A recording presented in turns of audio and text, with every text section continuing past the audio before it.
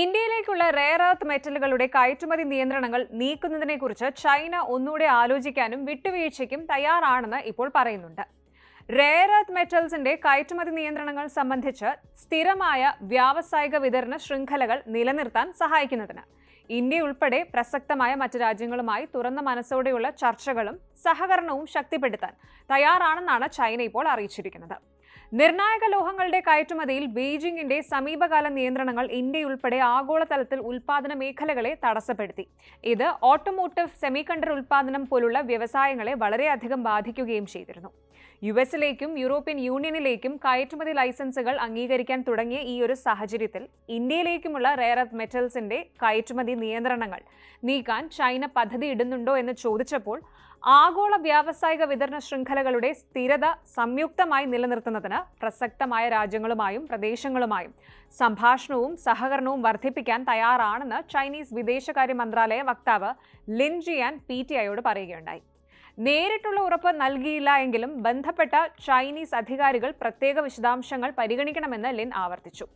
അതേസമയം അന്താരാഷ്ട്ര വ്യാപാര മാനദണ്ഡങ്ങൾക്ക് അനുസൃതമായി വിതരണ ശൃംഖലയിൽ കൂടുതൽ സ്മൂത്ത്നെസ് ഉറപ്പാക്കാൻ ചൈനീസ് എതിരാളികളുമായി ബന്ധപ്പെട്ടിട്ടുണ്ടെന്ന് ഇന്ത്യയുടെ വിദേശകാര്യ മന്ത്രാലയം അറിയിച്ചു. ഒപ്പം ഏപ്രിൽ ആദ്യം തന്നെ ചൈനീസ് പക്ഷവുമായും ചൈനീസ് വാണിജ്യ മന്ത്രാലയവുമായും കസ്റ്റംസ് പൊതുഭരണ മന്ത്രാലയവുമായും ബന്ധപ്പെട്ടിരുന്നു എന്നും വിദേശകാര്യ മന്ത്രാലയ വക്താവ് രൺധീർ ജയ്സ്വാൾ അറിയിച്ചു.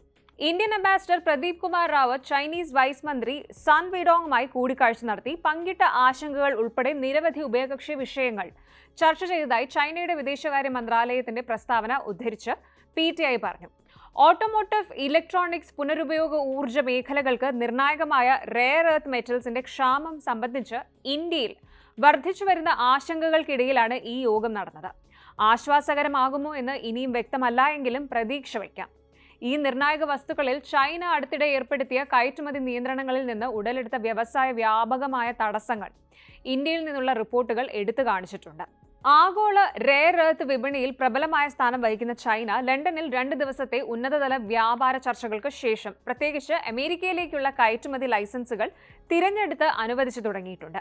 ചൈനയുമായുള്ള വ്യാപാര കരാർ പൂർത്തിയായി എന്ന് US പ്രസിഡന്റ് ഡൊണാൾഡ് ട്രംപ് പ്രഖ്യാപിച്ചതോടെ സംഘർഷങ്ങൾ ലഘൂകരിക്കാൻ ഇരു രാജ്യങ്ങളും സമ്മതിച്ചതോടെയാണ് ഈ ഒരു നീക്കം. 17 ലോഹമൂലകങ്ങൾ അടങ്ങിയ അപൂർവ എർത്ത് എലമെന്റ്സ്, കാന്തങ്ങൾ, ബാറ്ററികൾ, ഹൈടെക് ഉപകരണങ്ങൾ എന്നിവയുടെ ഉൽപ്പാദനത്തിന് അത്യന്താപേക്ഷിതമാണ്. ഈ ലോഹങ്ങൾ ഒന്നിലധികം രാജ്യങ്ങളിൽ കാണപ്പെടുന്നുണ്ടെങ്കിലും അവയുടെ വേർതിരിച്ചെടുക്കൽ ചിലവേറിയതും പരിസ്ഥിതിക്ക് അപകടകരവുമാണ്. ഈ സാഹചര്യം പലപ്പോഴും ചൈനയെ മുൻഗണനയുള്ള ആഗോള വിതരണക്കാരനായി നിലനിർത്തുന്നു. അന്താരാഷ്ട്ര ഊർജ്ജ ഏജൻസിയുടെ കണക്കനുസരിച്ച് ആഗോള അപൂർവ എർത്ത് ഖനനത്തിന്റെ 61%, സംസ്കരണ ഉൽപ്പാദനത്തിന്റെ 92% ചൈനയാണ് കൈയടക്കുന്നത്. വിതരണക്ഷാമം സംബന്ധിച്ച ആശങ്കകൾ പരിഹരിക്കുന്നതിനായി യുഎസുമായും യൂറോപ്യൻ യൂണിയനുമായും ചൈന ചർച്ച ആരംഭിച്ചിട്ടുണ്ടെങ്കിലും സമാനമായ ചർച്ചകൾക്കായുള്ള ഇന്ത്യയുടെ അഭ്യർത്ഥനയോട് ഇതുവരെ പരസ്യമായി പ്രതികരിച്ചിട്ടില്ല. ഇതിനു മറുപടിയായി വ്യാപാര വിതരണ ശൃംഖലകളിൽ സ്ഥിരതയും അതുപോലെ പ്രവചനാതീതതയും ഉറപ്പാക്കാൻ ചൈനീസ് പക്ഷവുമായി ഇടപഴകുകയാണെന്ന് ഇന്ത്യയുടെ വിദേശകാര്യ മന്ത്രാലയം പറഞ്ഞു.